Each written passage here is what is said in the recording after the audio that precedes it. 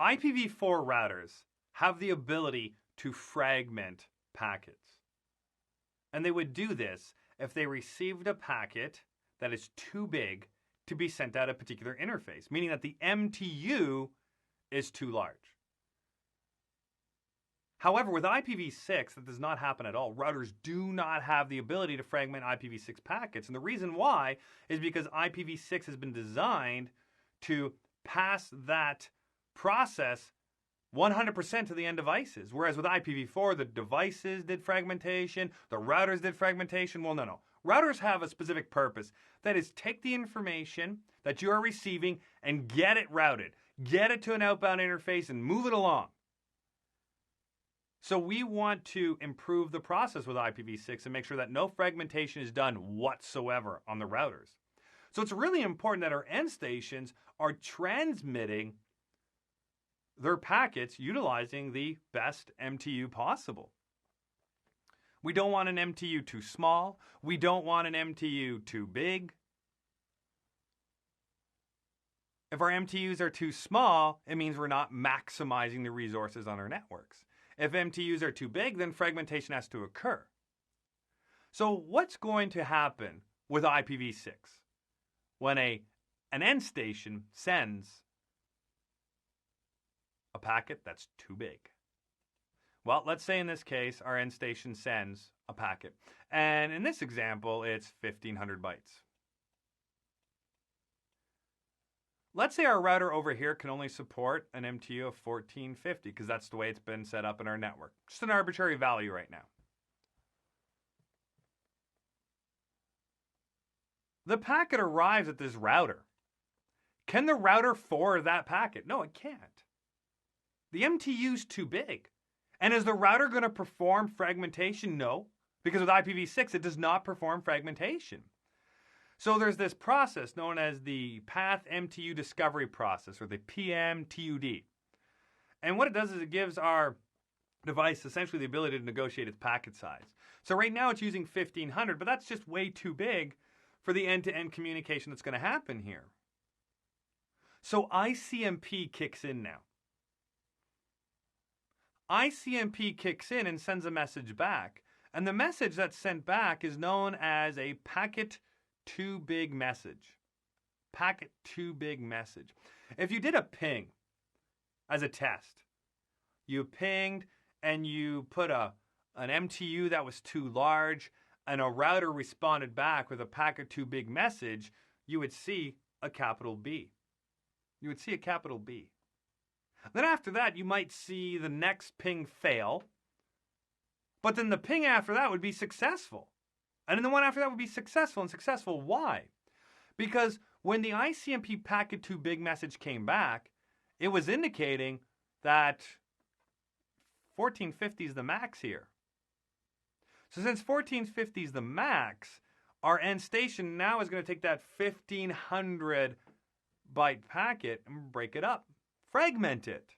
So it fragments it and then is going to send it in the smaller chunks that are necessary to get through this router that's only accepting 1450. So in this case, our router, our end station ends up sending 2 in order to stay below that to stay on that 1450 mark. So the 1500 that it was sending is now, let's say 1450 plus the second one being only 50 bytes. So this is a great process, a great feature that's baked right into IPv6, allowing our devices to negotiate that packet size and avoid any fragmentation from occurring on the routers within the network. Now, can our routers perform this process as well? Yes. For example, let's say you were generating traffic from the router. You were issuing a ping from the router. So we're not talking about traffic traversing the router right now. We're talking about the traffic being generated by the router.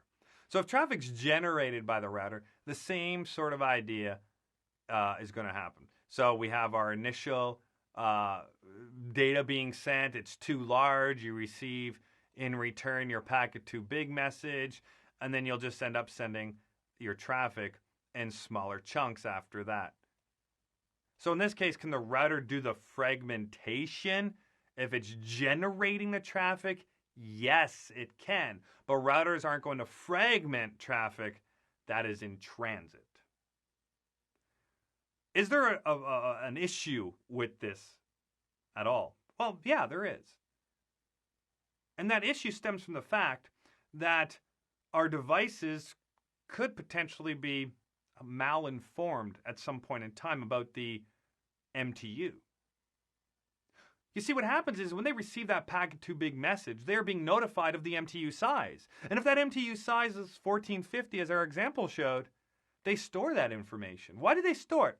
They store it because now they know next time they want to talk to that destination device, that same server in our example, they're going to use the same MTU size that's in that database, that cache that they have. This ensures that they're not going to have to rely on another ICMP packet too big message notifying them that, hey, the MTU you're using is too big. Reduce it. So it's going to help speed up the network over time. So it's going to reduce the number of packet too big messages. It's going to reduce the number of initial failures that are happening in our communication and ICMP kicking in. However, what if somebody decides to corrupt that information? For example, right now our MTU is 1450, but what if somebody comes along and tells you that the MTU is 1300? How does that affect the network performance? It reduces the network's performance because now your network devices are going to be transmitting data to that destination with lower packet sizes. And with lower packet sizes, that means that you have to transmit more data, or pardon me, more packets to transmit the same amount of data. So bigger MTUs are more efficient than smaller MTUs, because smaller MTUs mean that we're going to have to send more packets to accomplish the same goal. So from a router standpoint, this is a routing discussion we're having. What can we do on our routers to protect our routers from having their MTUs that they've learned from this process changed? Well, we can rely on the IPv6 Flowset command. This is what the IPv6 Flowset command does. It's going to allow our router to track destinations to which the router has sent packets greater than or equal to 1280 bytes. Why do we want to do this? Well, this is going to ensure that we only accept those packet too big messages from these particular destinations. So it's going to reduce the likelihood of some malicious device saying, hey, the MTU is only 1290. So then what do? You go and adjust it, and then you start sending your packets at 1290 instead of at what number? Well, 1450. There's a big difference between 1290 and 1450 in the grand scheme of things. Well, small data transfers, not really that big of a deal. But if you have a large data transfer, gigs and gigs and gigs of information, and if you're transmitting at 1450 as an MTU versus 1290 as an MTU, there's a big gap there. That means you're going to have a lot more packets that you have to send and process at 1290 than you would at 1450.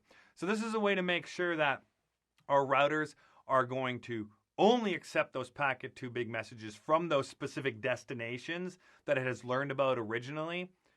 So by doing so with IPv6 Flowset, we're tracking destinations to which the router has sent those packets that are greater than or equal to 1280 bytes.